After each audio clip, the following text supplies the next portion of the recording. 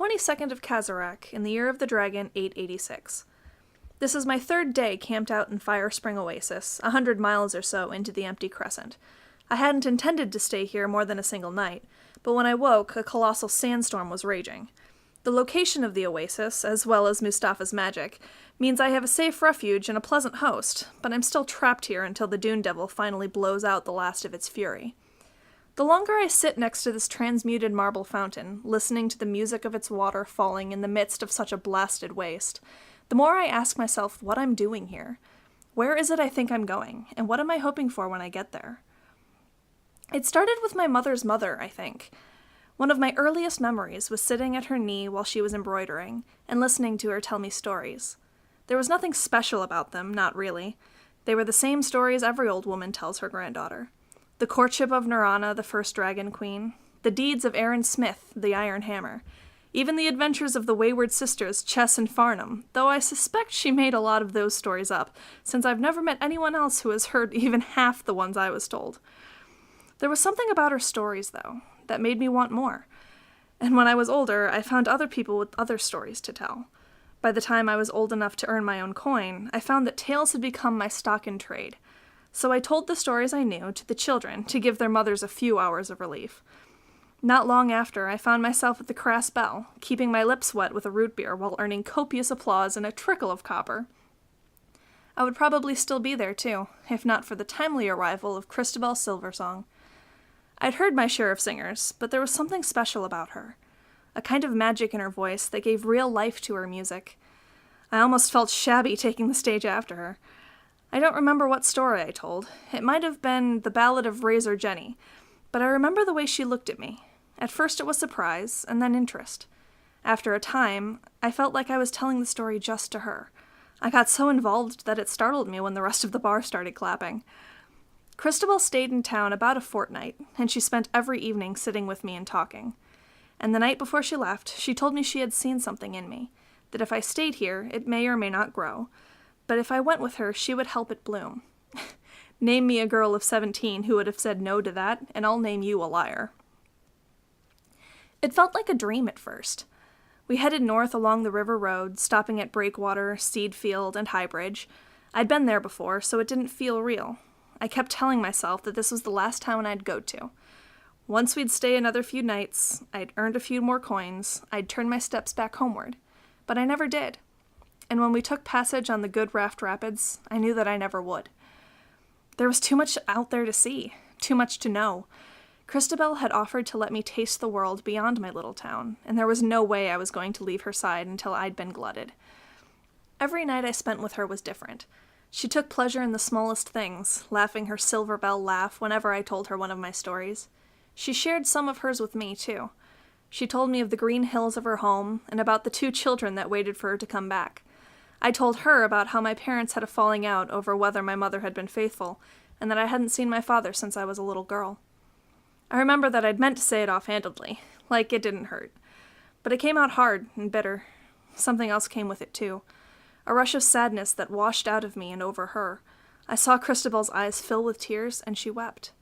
I didn't know what to do, so I held her until the fit passed. When she wiped her eyes and looked up at me, though, she was smiling.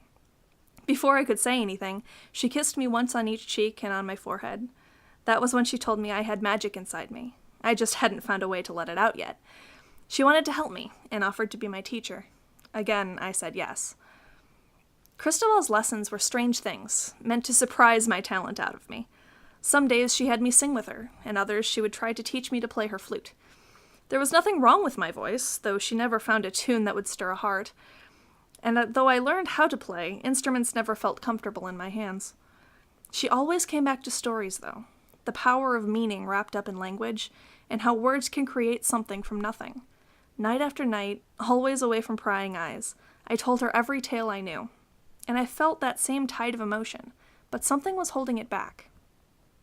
That was when Christabel pointed out that I was telling tales to her, but I wasn't digging into them. I wasn't really listening the way I had when I'd first heard them. I was describing a door rather than looking for how to open it. So I tried to find the keyhole. I was just about ready to give up, too, when she asked what the first story I'd fallen in love with had been. I had to think about it, but it had been The Pipes of Perry Walker. It had been a forbidden story because it was filled with ghosts and devils, but Nana had told it to me all the same. The lone girl in the boneyard, playing the Song of the Sun to bring her love back to her, the swelling dread as the footsteps came to her in the dark before dawn, and the burst of relief and joy when she saw he stood before her in the early morning light. I'd been ready for the flood this time, and I felt it unlock. A sensation of peace, happiness, and an utter lack of fear seemed to trickle off my tongue. Christabel beamed at me, and gave me one of the sweet biscuits she carried at the bottom of her pack. Now that we'd found my key, I just had to practice turning it. When I asked Christabel how she sang the way she did, she always told me what I heard was a pearl.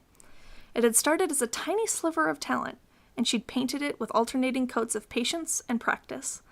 Not a day went by where she didn't tune her voice, limber her cantrips, and try to learn something new. Some days she had brilliant insights, or finally grasped the sublime truth of a particular note. The rest of the time, though, it was just the slow progress of repetition, like telling a story so many times you could do it in your sleep. I hadn't believed her when she told me the magic would never stop feeling new, but, as with all things it seems, she was right. Learning a new spell gave me the same thrill as hearing a new tale, but it wasn't just the magic itself. It was understanding what made it work, learning about where it had come from, and hearing how Christabel had discovered it for herself.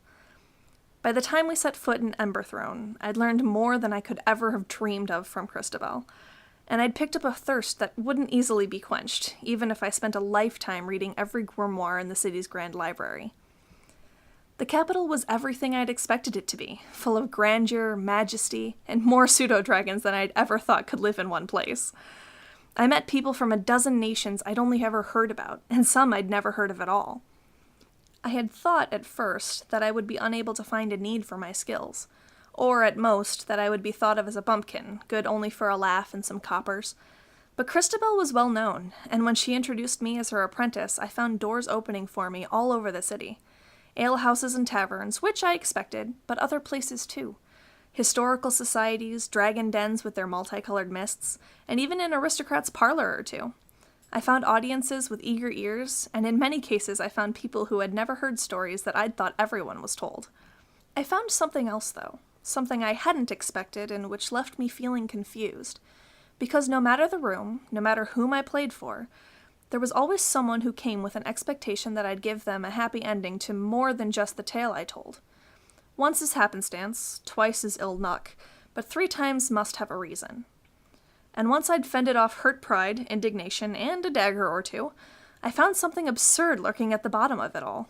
A misinformed belief that anyone who wore the mantle of a bard would be not just willing, but eager to take them for a tumble. It would have made me laugh if I hadn't been so saddened by the whole ordeal. The harder I tried to forget what had been said to me, though, the more unable I was to set it aside. At first it was just about me, about Christabel, and about others I'd shared the stage with. But my curiosity grew. I began to wonder who else was misjudged, dismissed, or even objectified because of who they were and what they could do. What assumptions were out there that so many people would never question? After a month's time, I began to wonder if I truly knew anything about the world I'd spent so much time hearing stories about, or if the stories I'd heard and told were just more colorful paint slathered over the truth. I began making plans to seek out notable personages, and not just in Maravan, but across Evora, to learn who they were, and to shine some truth on what it meant to be a person with the gifts, skills, and passions they possessed. It wasn't long after I'd made my plans that Christabel sought me out. She'd come to say goodbye, at least for now, because it was time for her to head home. She embraced me, and when I failed to hold back my tears, she kissed them away and smiled at me. Then she handed me a royal invitation, and told me that if I was going to take a peek behind the curtain at the legends of the world, I may as well start with the Crown Prince.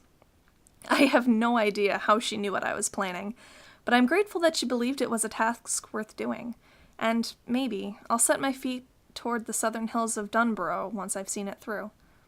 I miss Christabel, and it would do my heart good to hear her laugh once more. Hopefully you, dear listeners, follow me at least that far in my journeys. If you have suggestions for who or what I should seek out next, then feel free to leave them in the comments below. If you're enjoying my adventures, then share this video and subscribe to Dungeon Keeper Radio. Lastly, if you want to help me along in my travels, consider buying us a coffee or dropping some change on our Patreon page linked in the description below. Also, Mustafa said something in passing when we last spoke. A tribe of orcs, well known for their wizards. I'm curious enough to seek them out, assuming my guide is willing to lead me. We shall see what we shall see next time, though.